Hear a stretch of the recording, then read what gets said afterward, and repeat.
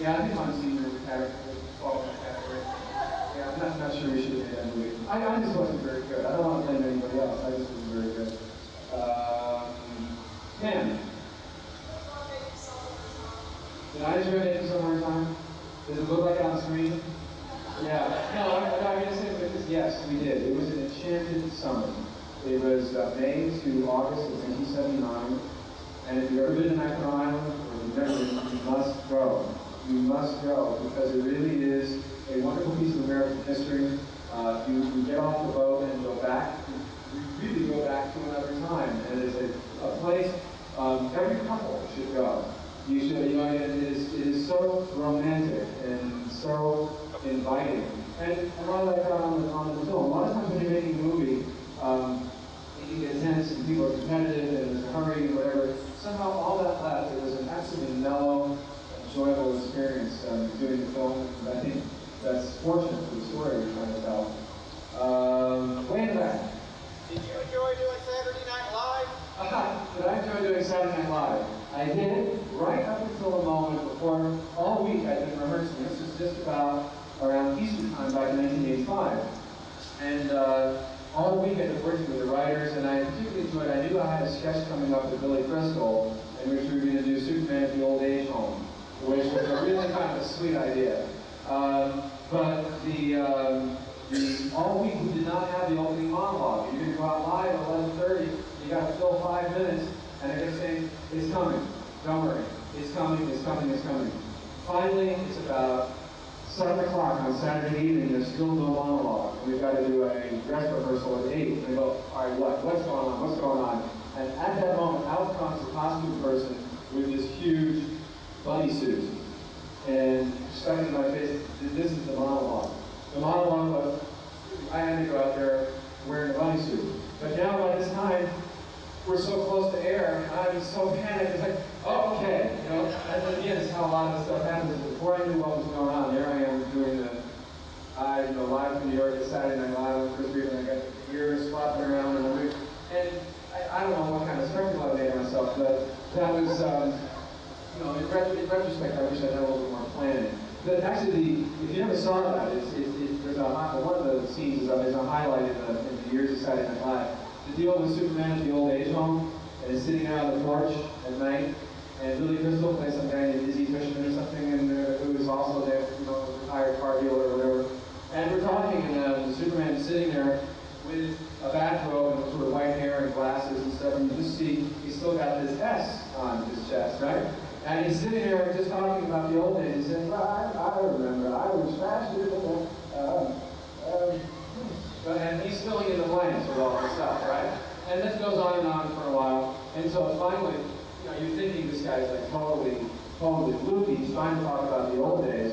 And then the staff comes on and they bring up this big cake and they're singing, happy birthday dear to you, happy birthday dear Superman, happy birthday to you, and oh, thank you. And aren't you going to blow out your candles?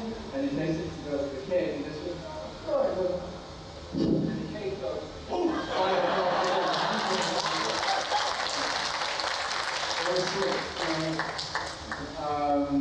Yes? There's an old adage that says that an actor is only as good as the last performance.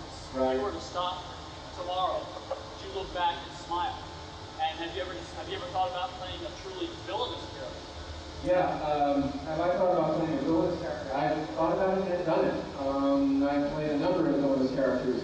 And in the latest film I've made, the Reinhardt Theory, there's kind of a twist where I don't know if you're going to think that I'm the hero or the villain. There's going to be cases, I think you might argue both ways. I think this is going to be a very popular film. It's called The Reinhardt Theory with Joe Montana, and it comes out in October.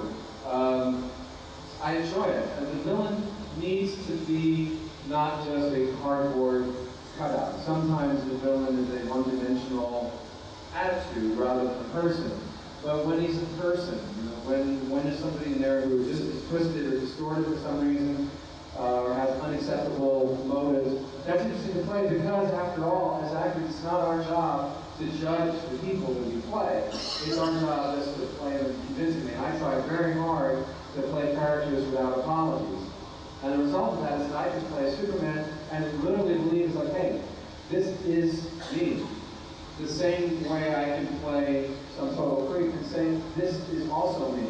Because it's just my job to not make a judgment about it. And having that attitude, then I don't have to worry about being liked or not, or what my image is, or whatever. I get to do really interesting work that way. If you don't care about your image, you may end up with a better reputation, is what I'm going to tell you. Hi. Oh, last question. I don't want to overstay my welcome here. Yeah.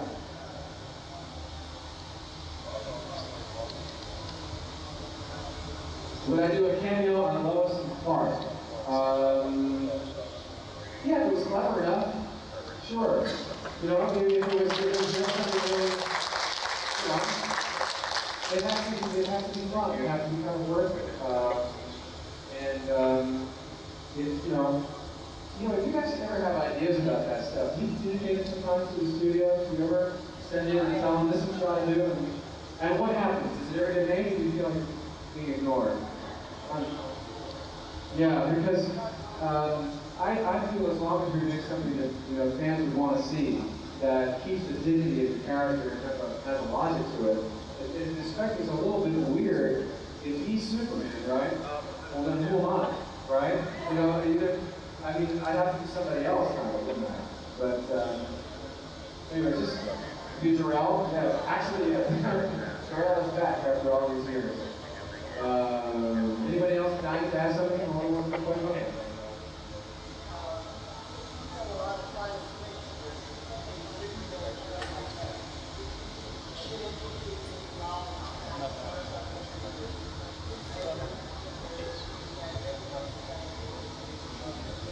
Yeah, the question is, would I be willing to do science fiction in a movie where I was behind some serious makeup like they do on Star Trek and stuff?